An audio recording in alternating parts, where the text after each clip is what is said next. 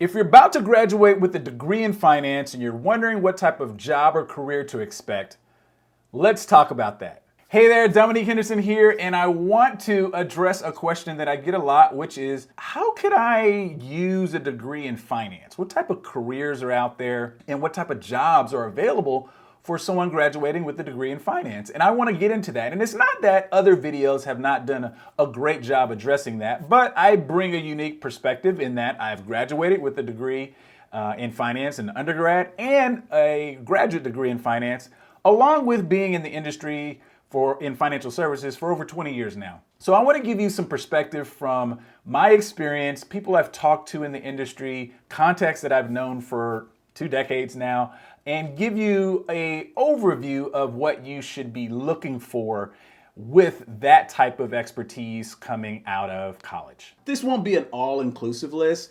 We'd be here all day if that was the case, but let me give you some of the more popular paths based on what I've talked to colleagues about.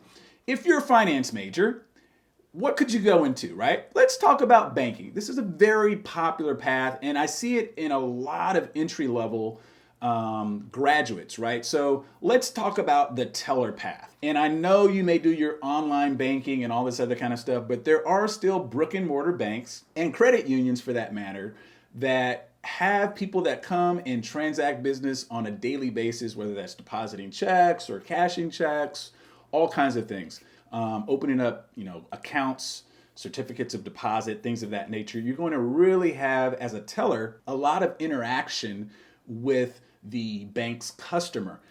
These are the mom and pop small businesses of the world that actually employ a lot of people. And this is a very, very needed function. Seeing that human and having that human interaction for somebody that, is working on your accounts, that's actually a big deal to a lot of people. I would say also you may graduate from that and be a branch manager or a relationship manager, product specialist. There's a lot of different nuances to this particular job, but it's basically handling the bank's higher level clientele or that institution's higher level clientele. They may be, they may have some deposits that are, in the hundreds of thousands or even millions of dollars that require a better, let's say, more polished relationship. You've probably been at the bank a little while and you know all the different products. You've met a lot of the people and they're familiar with your face. So you get elevated to handle some of the more higher tier products and services that the bank may offer or things of that nature. So very specifically, you could search for teller, branch manager, relationship manager among any of the regional or multinational banks to find jobs like this. Now, related to banking is this function of mortgage lending. I think this is probably the biggest sector. Now, granted, there are a lot of credit facilities or lending facilities that allow people to purchase products like, other than homes, cars. So auto finance could be another one under here. But the whole function around being a underwriter or a credit specialist or a loan officer, where you're having to bring together a lot of data to basically do one thing, which is find out how worthy a person is when it comes to lending them credit, credit worthiness, right? So understanding FICO scores and personal financial ratios and things of that nature, being able to see debt to income ratios. All these things are really, really core features or components, job task, if you will, for that particular career. And this is something very popular. People buy homes all the time. People buy cars all the time. So like I said, this is a very universal type function in the world of finance. So you may search for loan officer, credit specialist, and things of that nature if you're trying to get into that field and you really enjoy that. All right, in a more broad sense, we have what is called corporate finance. And in corporate finance, we're really talking about a broad range of jobs. I will say that the starting and most entry level is probably going to be around the analyst type of job, where very similar to underwriting and what we talked about before, you're going to be looking at a lot of data, but it won't be just on the personal side. It's going to be more on the institutional side. So being familiar with financial statements, balance sheets, income statements, things of that nature, and even some accounting functions to a large degree, maybe general ledger accounting and things of that nature, double entry accounting. Those type of skills are needed in that analyst role when you're looking through different types of data. And I would say that on that corporate finance side, as you move up, there could even be, and this is going to be largely, I would say, B school or graduate degree type jobs where you can do investment banking, right? So when you're thinking about firms, two firms coming together, merging their finances, mergers and acquisitions, you probably have heard of that before. Investment bankers tend to structure those deals and any outside or internal financing that's going to be used in order to make that deal happen, whether a company's buying another company's stock or assuming their debt, things of that nature. So you want to be thinking with investment banking, although that's going to be a higher level and you're going to require more education, it's still going to be using a lot of the data and research that the credit analyst or data analyst has prepared in order to make those decisions, right? So put anything in front of analysts, credit analysts, data analysts, things of that nature. And then the investment banking side, you would probably just look for investment banker. All right, in a very, very, I would say, popular back in the day function is the hedge fund private equity space. Now, hedge funds are not as, I guess, as sexy as they used to be, but I think there are still some roles here. And I'm particularly fond of this because I've spent my first 8 years in finance when I started in 1998 in a hedge fund. And I can tell you a lot of things about these particular roles and careers, but suffice to say, private equity and hedge funds are going to be the vehicle or asset investment vehicle for more ultra high net worth individuals and institutions. So you think about pension funds and, like the state of California or teachers union. Those are the type of clients for hedge funds. And those roles, back office roles mostly that I'm talking about in operations that have to do with fund accounting or running profit and loss statements or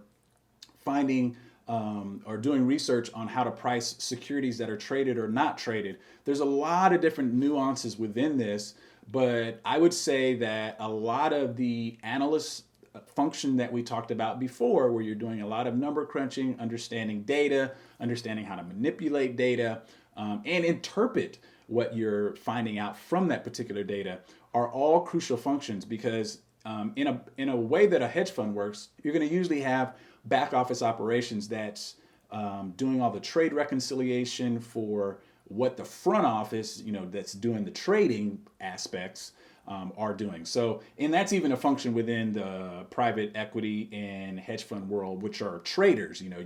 There are finance majors that, do trades, but I would say largely probably the more opportunity is going to be around the back office and operations function. So if you're interested in that, you would want to search for operation analyst, hedge fund accountant, private equity accountant, private equity analyst, things of that nature. Those job titles will put you in the right atmosphere or in the right hunt for whatever you're looking for if you're interested in that. Okay, now we're going to get into some things that are outside the private sector and in the nonprofit government sector, things of that nature, and we're going to even go into academia. So when you start thinking about some of the overlap that comes here, I think you have to talk about accounting, economics, and finance. Most finance majors are going to have anywhere between 9 to 12 hours of both economics and accounting. So you can do hybrid roles. They don't have to be specifically, I graduated with a degree in finance. I say that in the nonprofit world, what I've seen a lot is people that do specifically economists, for instance, where you're going to be looking at consumer behavior, you're going to be evaluating trends, obviously you're going to be doing a lot of research, conducting research. So you think about jobs at the Federal Reserve, the Federal Reserve Bank, the Bureau of Labor Statistics, things of that nature, those jobs, even I would say the Census Bureau, they all use these same type of majors. Then you can go over maybe into the state and local government where you start looking at people that are CFOs or controllers, as they call them in that particular instance. It has a lot of accounting in there, but also a lot of finance. So all these jobs I'm saying that intermingle around the umbrella of finance, which we're still getting back to how capital moves from one party to another, happens also in the nonprofit, in the governmental sector. So just be aware of those type of jobs. Now, when you're looking for particular job titles in this part of the industry, I would search for controller, I would search for analyst again, I would search for economist. Those type of roles are going to get you in the ballpark for what you're looking for if you're interested in this field. Now, last but definitely not least, I think we have to go, if we're going to go down that trail, we have to talk about academia, right, and universities, because a lot of finance majors and econ majors and accounting majors, they go back and teach. And I think this is great. If you definitely have the disposition for teaching, this is something that is very viable. I would say mostly at the high school level and up, where you can teach things like financial education and financial literacy, specifically around personal finance or accounting or any of the disciplines, any of those classes, you know, intro to business or intro to marketing or intro to economics, all these different introductory classes, finance majors are well able to teach, especially after you've, you know, kind of gone through that 4-year degree at least. So not to say that you wouldn't eventually probably want to layer that with some type of graduate degree or maybe even a PhD or postdoctorate. I think, or doctorate degree, postgraduate rather. I think that one of the major things that can be really, really helpful, and just a quick aside here, is the fact that when you go back and teach this stuff, you're investing in tomorrow's youth, right? Tomorrow's youth arguably does not have a lot of resources when it comes to financial literacy.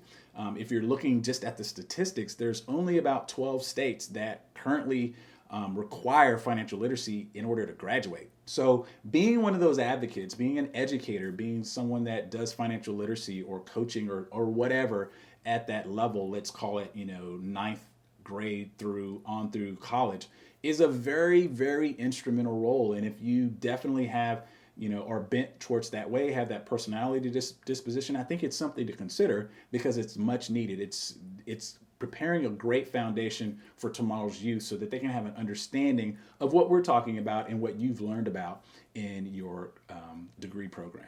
Now, is this an exhaustive list? No, it's not. I said that all before, but there's other things to consider. I think whether you're an outgoing person or a shy person, or you feel like you're a good communicator or not, you know, if you like these type of degree paths, then I think you need to further refine that by your personality and your disposition, because that's going to have a lot to do with whether or not you're, you know, client facing and being at the window of a bank as a teller, or you're back in the, you know, in your cubby or something like that, crunching through some numbers. You know, nothing's wrong or right here. It's just more about how you feel you're going to be better served or what you might enjoy the most. Now, here's my question for you. What career in finance are you targeting? Leave that down in the comments. I would love to know.